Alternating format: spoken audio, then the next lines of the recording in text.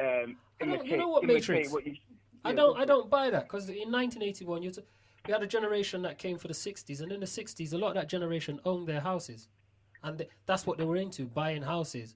And when you go back home, yeah, absolutely. Because I remember in the 80s, like I said, all fracture. I used to remember, like, everyone was buying and going back home. yeah. But I mean, but I'm saying for those that you see, like, there's going back home, and yeah, you're absolutely right. But I'm just saying at the same time, what I noticed is that when your parents ain't formed, because when a lot of our parents were Christians, well into the religion, Yeah. and so racism and what it was all about wasn't told. So when you're getting money, you're just thinking, right, I can buy this clothes, I can buy, I can. I don't know. Hold on, Matrix. Because you're talking 71, 72. Yeah. Oh no. I'm talking age. Sorry. No. Hold on. I know you're talking about the 80s, but I'm saying before the 80s, you had Muhammad Ali coming on the Parkinson show. It was the biggest show that Parkinson's ever had. So to say that black people didn't know about racism, they must have known about racism. Muhammad Ali's coming and talking about racism. I got both of those documentaries. No, I've got it too. They were on the Parkinson show. But you know what? Like I said, even though they came on, I didn't see that. You see, I saw the rerun. Like, you understand? And it depends on what kind of family structure you came from. Because, like I said, once this Christian thing came into our homes, that was what it was about. White Jesus on the wall. I didn't remember a black thing. I remember the post saying the black thing. But what I'm saying is that, you was more told just to keep to yourself and don't embarrass the family name. But not everyone came from good homes, unfortunately, and that's the reason what's going on. You made me giggle, Matrix. Thank you for calling, man. Have a good one. Yeah? All right, stay tuned. Bless. Okay. LightningFM.co. Don't embarrass the family. Listen, don't embarrass me, That was the kind of mentality they had when we went to school, innit? We spoke about it last week. I got suspended. I got expelled. Them days it was expelled, innit? I got expelled. What you do? You probably didn't do anything. They're probably just racist like the police.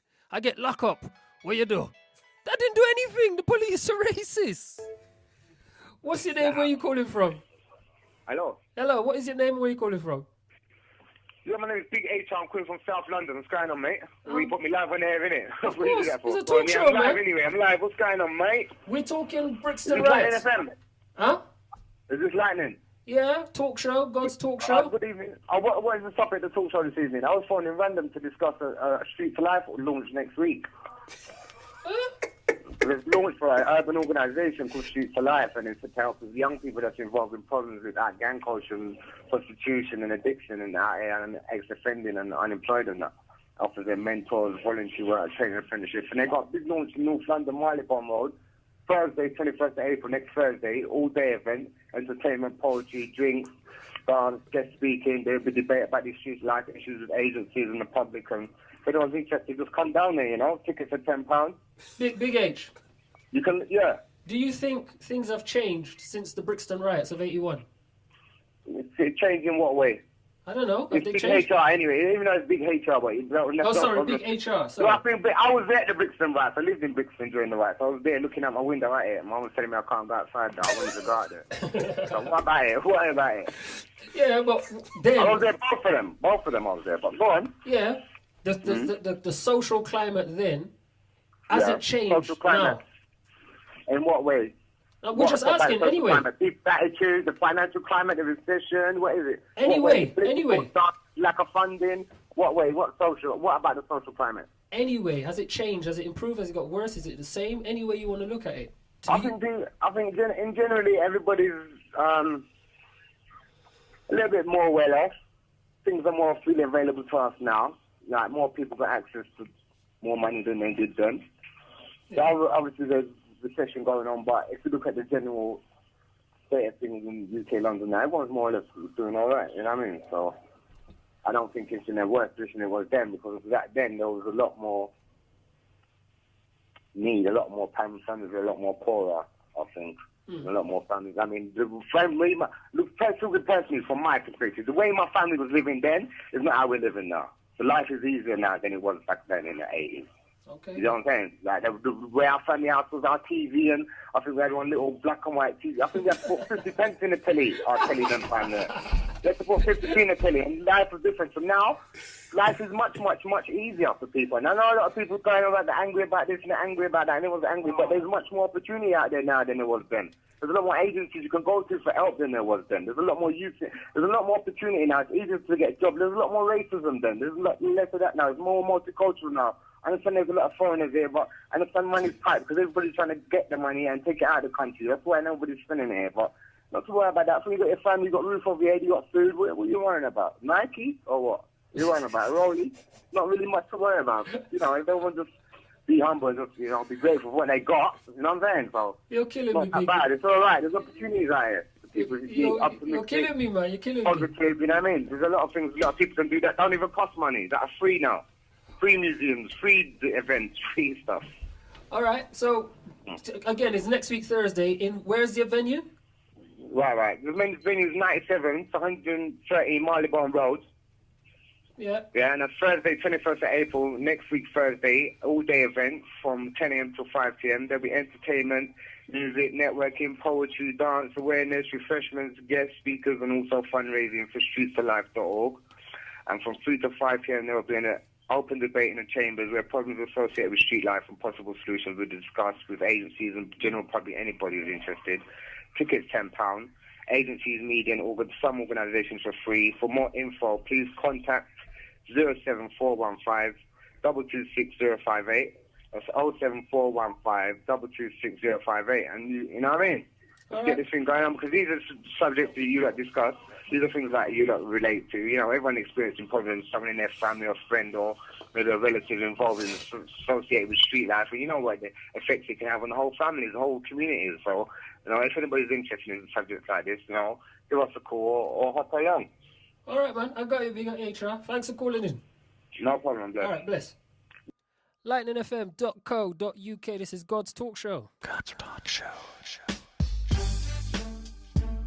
Kenza Dryder is a French citizen. She also happens to be a Muslim who wears the niqab or full veil. But from today, going shopping in public like this will be breaking the law. France is to implement its ban forbidding the wearing of anything which conceals the face in public.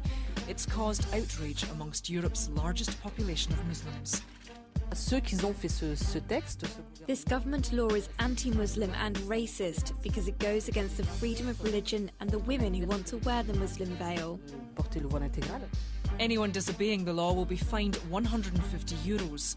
But if someone is found to have forced a woman to cover her face, they'll be fined €30,000 and could be imprisoned. God's Talk Show.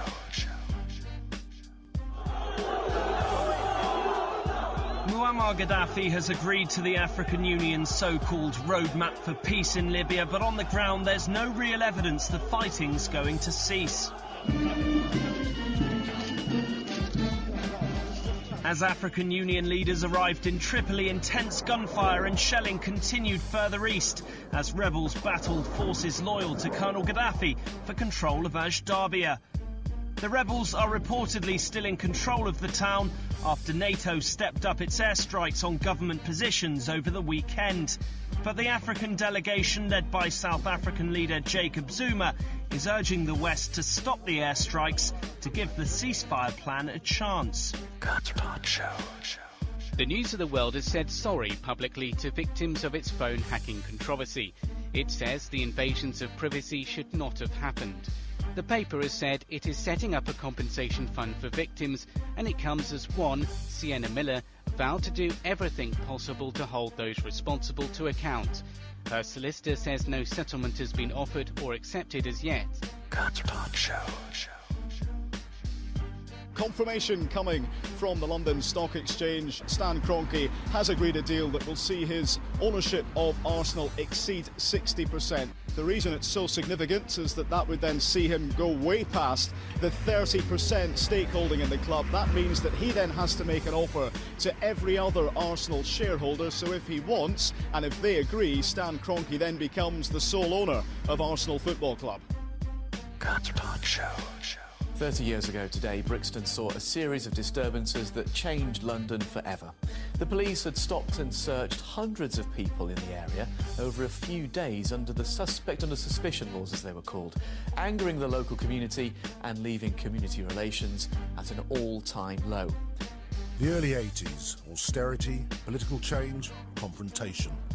On April the 11th, 1981, Brixton became the epicentre of a community relations earthquake.